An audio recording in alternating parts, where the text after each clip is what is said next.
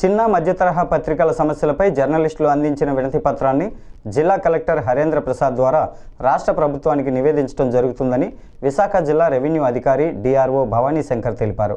శుక్రవారం AP working జర్నలిస్టుల federation ఆధ్వర్యంలో broadcast, small and medium newspapers అసోసియేషన్లకు చెందిన పలువురు జర్నలిస్టులు జిల్లా కలెక్టర్ కార్యాలయంలో డిఆర్ఓను కలిసి వినతి పత్రం అందజేశారు.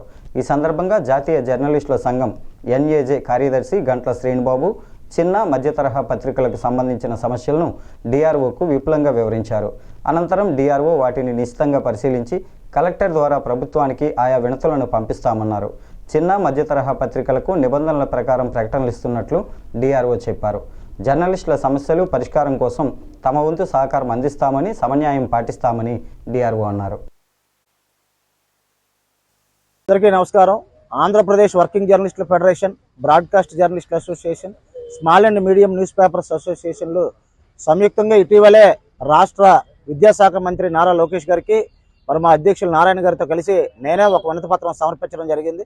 అందులో ప్రధానంగా జర్నలిస్టులు చిరకాలంగా ఎదుర్కొంటున్న డిమాండ్లన్నీ కూడా అందులో పొందుపరచడం జరిగింది. జర్నలిస్టులు చిరకాల వాంఛగా ఉన్న జర్నలిస్టులకు ఇళ్ల స్థలాలు మంజూరు చేయాలని, అందరికీ అర్హత కలిగిన వారు ప్రతి ఒక్కరికి కూడా ఎక్రిడేషన్ సదుపాయం కల్పించాలని, అలాగే ప్రభుత్వ ప్రకటనలు ఇచ్చి ప్రోత్సహించాలన్నది కూడా అందులో పొందుపరచగా మంత్రి లోకేష్ గారు స్పందించి దానిని సమాచార పౌర సంబంధాల శాఖ ప్రిన్సిపల్ సెక్రటరీ గారికి పంపించడం జరిగింది. ఇదే విషయాన్ని మంత్రి నారా లోకేష్ గారి దగ్గర నుంచి మా అధ్యక్షులు నారాయణ గారికి, మరి అదేవిధంగా నాకు కూడా నిన్ననే సమాచారం కూడా పంపించడం జరిగింది.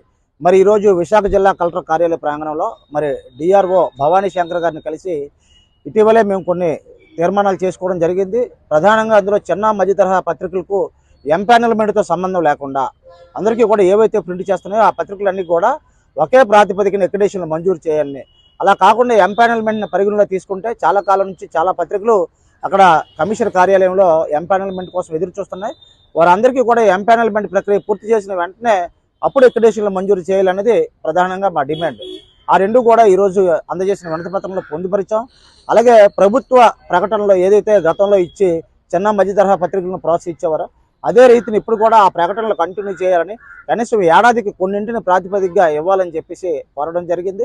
మరి ఇళ్ల స్థలాలు కానీ ఇల్లు కానీ ఎలాగ కూటమి ప్రభుత్వం అందుకు సంసిద్ధతను కూడా వ్యక్తం చేసింది. త్వరలోనే ఇందుకు సంబంధించి జీవో కూడా వెలువడుతుందని తెలుస్తోంది.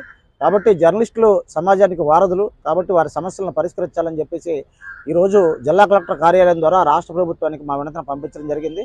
ఇందులో పాల్గొన్న మిత్రులందరికీ కూడా మరి 3 యూనియన్లకు సంబంధించిన వారు, మరి మిగతా జర్నలిస్టులు కూడా మా సోదరులందరూ కూడా పెద్ద మొత్తంలో వచ్చారు. వారందరికీ కూడా రాష్ట్ర కార్యవర్గం తరఫున ప్రత్యేకంగా ధన్యవాదాలు తెలియజేసుకుంటూ సెలవు తీసుకుంటాం. శుభాకాంక్షలు, శుభాభినందనలు. ముఖ్యంగా ఈ నెల 19న మనం పబ్లిక్ లైబ్రరీలో నిర్వహించిన సమావేశంలో తీసుకున్న నిర్ణయాలను ఈరోజు మా జిల్లా కలెక్టర్కి సమర్పించాలని నిర్ణయించాం. అయితే ఆయన లేకపోవడం వల్ల డిఆర్ఓ గారికి ఇచ్చాం. ముఖ్యంగా జర్నలిస్టులందరికీ కూడా ఇళ్ల స్థలాలు ఇవ్వాలని, అదేవిధంగా పెన్షన్ సదుపాయం కూడా కల్పించాలని, ఎంపానల్మెంట్తో సంబంధం లేకుండా రిక్రియేషన్ కార్డులు అర్హత ప్రాతిపదిక ఇవ్వాలని మనం డిమాండ్ చేశాం. వాటి మీద డిఆర్ఓ గారు కూడా సానుకూలంగా స్పందించారు. ఈ మెమరాండంని ఆయన ప్రభుత్వానికి పంపుతా ఉన్నారు.